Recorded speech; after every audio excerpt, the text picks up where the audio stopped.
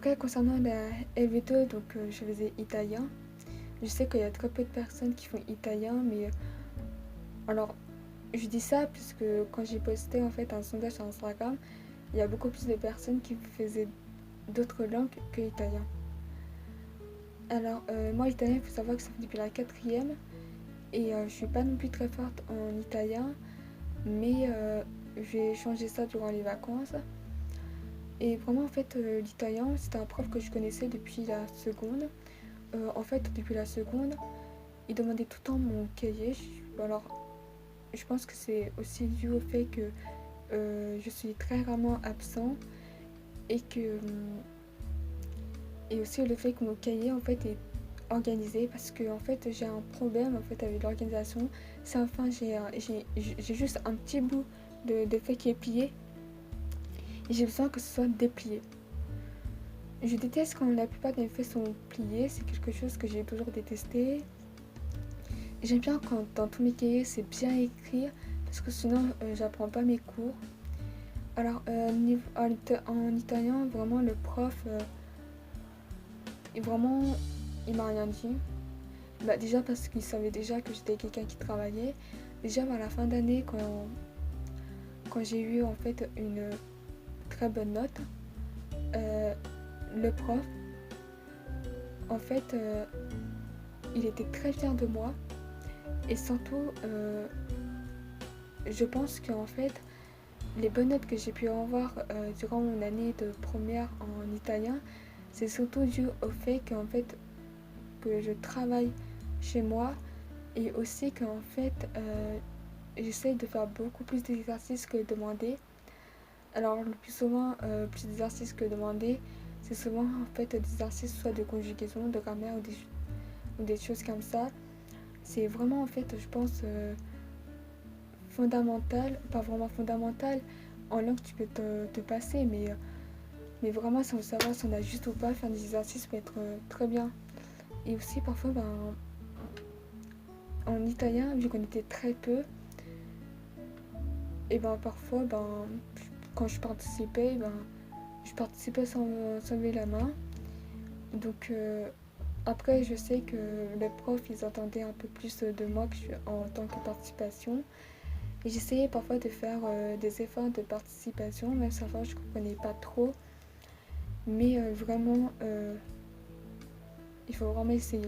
En italien, j'ai pas vraiment ressenti de très grosses difficultés, ni en anglais. Seulement vers peut-être la début d'année, quand c'était en anglais, quand on ne connaissait pas vraiment le prof. Mais après, après un an, quand on connaissait le prof, on sait à peu près comment on s'organise en fait ces contrôles. Donc du coup, c'était dû aussi à ça que je savais comment en fait réviser, qu'est-ce qu'il y avait à peu près dans les contrôles. Je sais pas si je peux dire que j'ai vraiment baissé par rapport à l'année dernière. J'ai juste fait une toute petite chute, ça m'a vraiment pas mis une grosse claque. Et vraiment, le fait d'être régulière, de travailler régulièrement, c'est vraiment l'une des choses les plus importantes. Alors, après, les maths. J'avais le même prof que depuis la seconde. Euh, il savait à peu près comment j'étais. Il savait que je travaillais.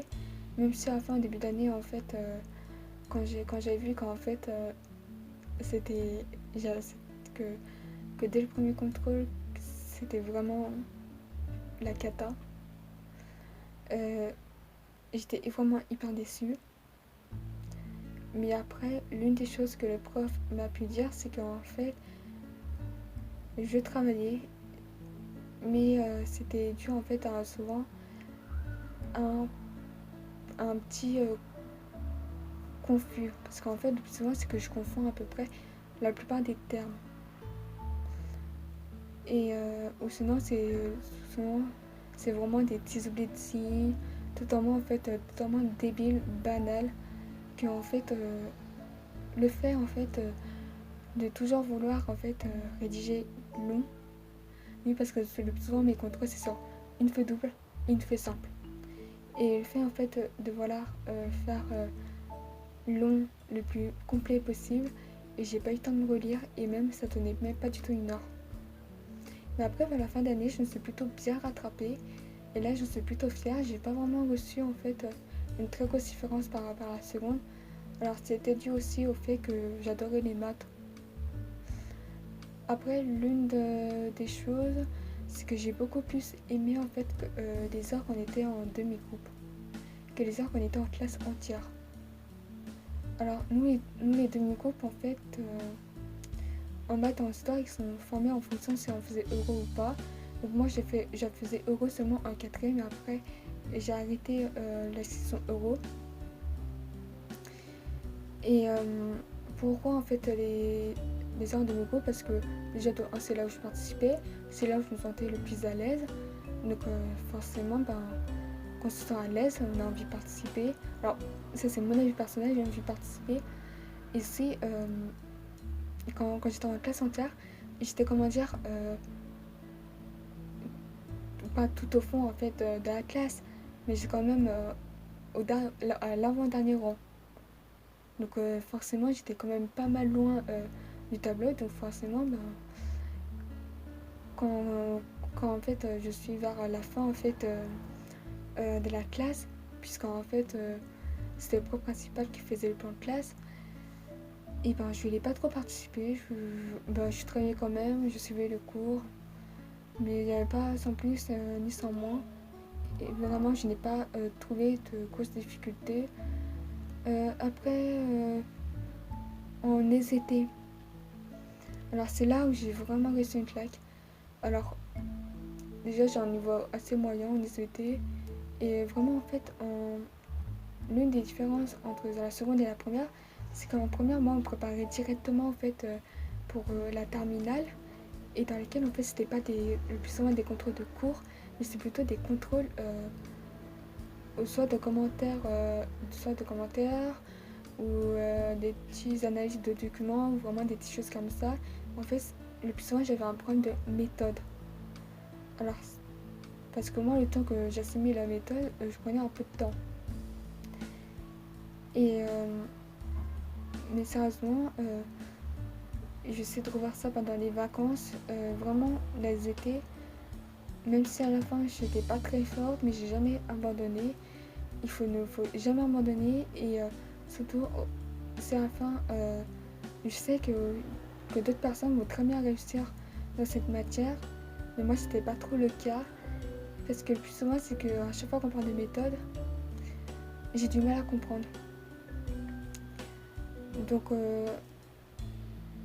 du coup en fait nous la méthode elle nous a juste lu, en fait on a travaillé ça environ vers la fin de cours, donc vers la fin d'un cours, donc forcément on n'a pas vraiment beaucoup parlé et elle nous a pas vraiment beaucoup expliqué, donc du coup c'était assez compliqué pour moi, mais sérieusement il faut jamais abandonner, on peut toujours réussir seulement si on le souhaite, il faut seulement la motivation. Après je sais que beaucoup de personnes peuvent très bien réussir dans cette matière, mais vraiment si vous êtes comme moi avec un problème de méthode, n'abandonnez pas. Il existe en fait plusieurs de cours sur internet, sur YouTube, de chaînes YouTube qui peuvent très bien vous expliquer.